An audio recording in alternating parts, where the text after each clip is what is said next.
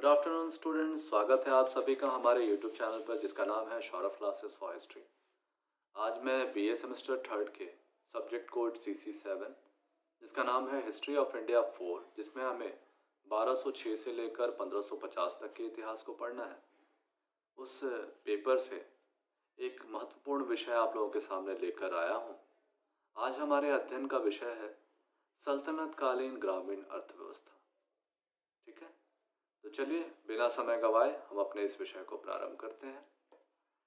सल्तनत कालीन ग्रामीण अर्थव्यवस्था मध्यकालीन भारतीय इतिहास का काफी महत्वपूर्ण विषय है। दरअसल तुर्कों के आगमन के पूर्व ग्रामीण अर्थव्यवस्था स्वच्छंद थी, अर्थात इस अर्थव्यवस्था में कोई बाहरी हस्तक्षेप नहीं था। लेकिन तुर्कों के भारत आगमन के पश्चात भारत में एक नई अर्थव्यवस्था का प्रादुर्भाव हुआ, जिसमें शहरी संस्कृति की रूपरेखा खींच दी गई। वे भारत आने के बाद अपनी बसावट के साथ साथ शहरों की नींव डालने पर जोर लगाने लगे और दो अलग अलग संस्कृतियां सामने आने लगी। पहली अर्थव्यवस्था ग्रामीण अर्थव्यवस्था थी, जो पूर्व से चली आ रही थी, और जो दूसरी अर्थव्यवस्था थी वह शहरी संस्कृति की अर्थव्यवस्था थी, जो तुर्कों के भारत आगमन के पश्चात प्रारंभ हुई। अब हम सल्तनत कालीन ग्रामीण अर्थव्यवस्था को समझने के लिए इसे विभिन्न भागों में बांटेंगे। इसके पहले भाग में हम कृषकों की दशा के बारे में देखेंगे। तो हमारा पहला पॉइंट होगा कृषकों की स्थिति। इस तरह अर्थव्यवस्था में संरचनात्मक परिवर्तन होने लगे। भारत प्रारंभ से ही कृषि प्रधान देश रहा था और यहाँ के अधिकांश कृषक हिंदू थे। तुर्की सुल्तानों ने यहाँ पर भूमि कर की व्यवस्था को काफी संकुचित कर दिया। करों का भार कृषकों पर इतना अधिक था कि उनके पास कुछ बहुत थोड़ा ही अन्न बचता था, जिससे वे वर्ष भर अपनी जीविका का निर्वहन बड़ी कठिनता पूर्वक निभा पाते थे। इसके साथ उनके कपड़े, मकान जैसी मूलभूत आवश्यकताओं की पूर्ति भी काफी कठिन थी। इस पर जब कभी सूखा, अकाल आदि प्राकृतिक आपदाएं घटित होती थी, तब इनकी आर्थिक स्थिति और भी ज्यादा भयावह होती जाती थी।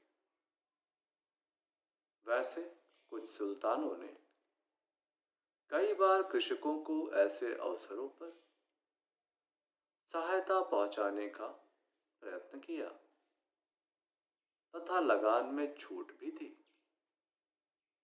परंतु उसका व्यवहारिक रूप ठीक नहीं था। इस कारण ग्रामीण जनता को इससे विशेष लाभ प्राप्त नहीं हुआ। सुल्तानों द्वारा ग्रामीण अर्थव्यवस्था के प्रति लापरवाही वाले रवैये होते थे। सामंत शासक अधिकारियों के विलासपूर्ण जीवन के फलस्वरूप दस्तकार व्यापारी वर्ग को बोला जाता है, तो व्यापारी, मध्यम वर्गीय व्यक्तियों और कृषकों को हानि उठानी पड़ी थी। जहां एक वर्ग आर्थिक दृष्टि से संपन्न था, वहीं दूसरा वर्ग दरिद्रता का शिकार था और बड़ी कठिनाइयों अपने आर्थिक जीवन का संचालन कर रहा था। अब हम कृषकों की दशा के पश्चात दासों की दशा का अवलोकन करेंगे। सल्तनत काल में दास रखना शान शौकत का विषय माना जाता था और इनकी प्राप्ति उपहार अथवा युद्धबंदी के रूप में होती थी। तुर्की शासकों में फिरोज शाह तुगलक दासों का बहुत बड़ा शौकीन था। वह संपूर्ण साम्राज्य से दासों को एकत्रित करके उनको उनकी योग्यता के अनुसार कार्य देता था। युद्धबंदियों के रूप में स्त्रियां दासों के रूप में काम किया करती थी। सुंदर और चतुर दासियां निजी सेवाओं तथा सुख का साधन मानी जाती थी। वैसे तो इनका सामाजिक स्तर असम्मानजनक होता था, फिर भी इनका उच्च वर्ग के साथ संबंध होने के कारण इनके जीवन में सभी सुविधाएं प्राप्त हो जाया करती थी। जहां तक इनकी आर्थिक दशा का प्रश्न है, इनको प्रारंभ में मासिक वेतन पर नहीं रखा जाता था। उनकी आवश्यकताओं के अनुसार उनके खाने और पहनने का प्रबंध स्वामी कर देते थे। मोहम्मद तुगलक के समय में राज्य परिवार के दासों को भरण पोषण के लिए मासिक वेतन दिया जाने लगा। फिरोज शाह तुगलक दासों के प्रति काफी उदार था और उसने उन्हें 10 टंका से लेकर 100 टंके तक मासिक वेतन दिए।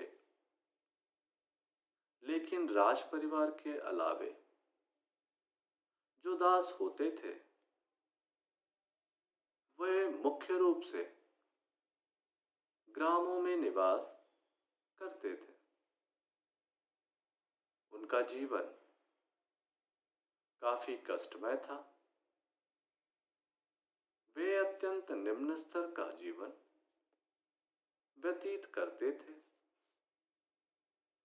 दासों का आर्थिक स्थिति असंतोषजनक थी।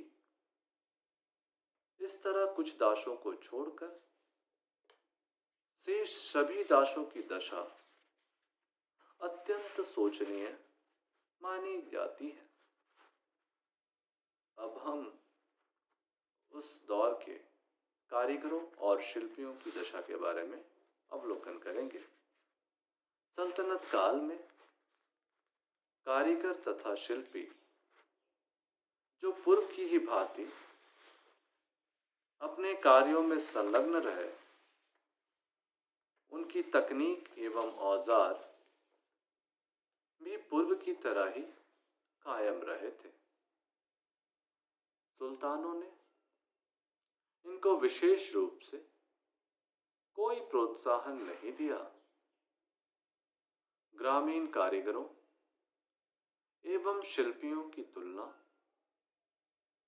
शहरी कारखानों में काम करने वाले शिल्पियों व कारीगरों की आर्थिक स्थिति थोड़ी अच्छी होती थी, क्योंकि उनको मासिक वेतन दिया जाता था। लेकिन प्राकृतिक प्रकोपों एवं दुर्भिक्षों, दुर्भिक्ष का मतलब होता है अकाल, दुर्भिक्षों के अवसर पर इनका जीवन यापन पर संकट मंडराने लगते थे। इस प्रकार कुल मिलाकर देखें तो कारीगर एवं शिल्पियों की आर्थिक दशा भी अत्यंत शोचनीय थी। गांव के कुटीर उद्योगों को शासकों से कोई प्रोत्साहन नहीं मिलता था। इसके बावजूद वे पारिवारिक स्तर पर कुटीर उद्योग संचालित करते रहते थे। वे गांव में निर्मित वस्तुओं से अपनी आवश्यकताओं की पूर्ति किया करते थे।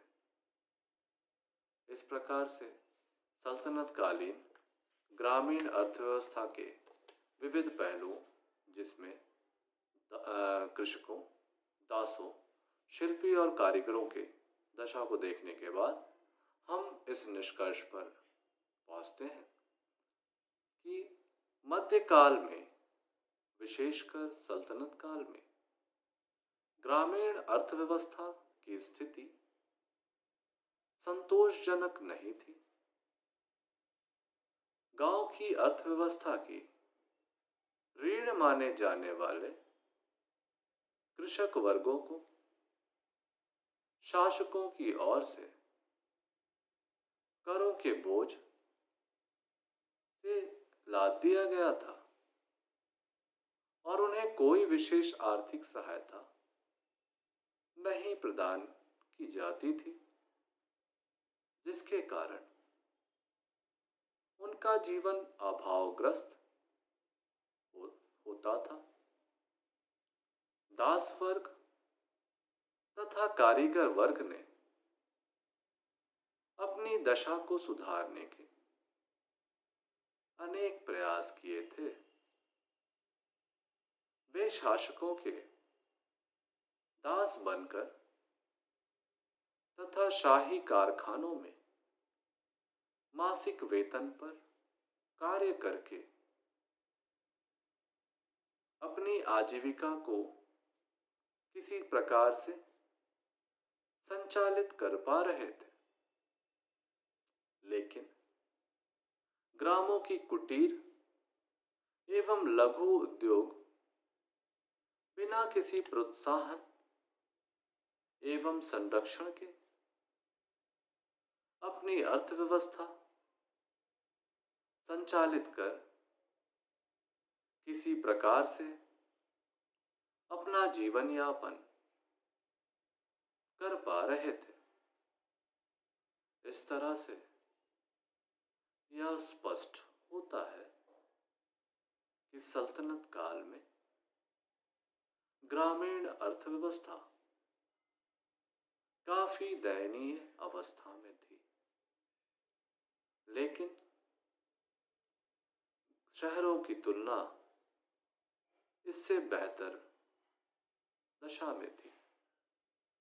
इस तरह से हम सल्तनत कालीन ग्रामीण अर्थव्यवस्था के विविध पहलुओं को देखने के पश्चात यह सहज ही अनुमान लगा सकते हैं कि सल्तनत काल में शासकों द्वारा ग्रामीण अर्थव्यवस्था को सुधार हेतु या उसके विकास हेतु कोई प्रोत्साहन नहीं दिया गया, बल्कि उल्टा उन पर करों का अवांछित बोझ लादकर उनका आर्थिक शोषण किया गया।